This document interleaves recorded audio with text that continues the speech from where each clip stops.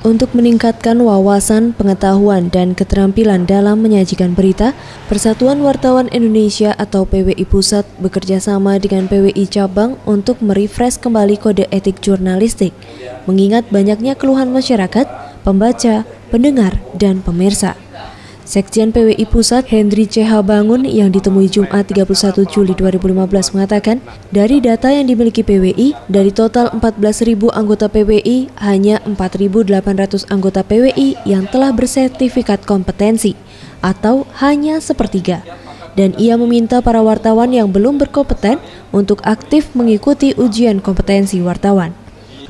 Jadi kan banyak sekali yang kompetensinya belum memadai gitu ya. PWI sendiri dari sekitar 14 ribuan anggota itu kan baru 4.800 yang sudah memiliki sertifikat. 4.800 kan? Iya, 4.800 kurang ya, sedikit. Nah, jadi bayangkan itu baru kira-kira sepertiga ya. Kita aja masih berjuang padahal kita melakukan uji kompetensi dalam 1 tahun puluhan kali. Ia juga menambahkan, berdasarkan peraturan Dewan Pers, untuk meningkatkan kompetensi seorang wartawan, ada 3 lembaga yang ditunjuk untuk bisa melakukan uji kompetensi, yaitu media, perguruan tinggi, serta lembaga pendidikan. Gusti Putus Mertayasa, Sriwijaya TV.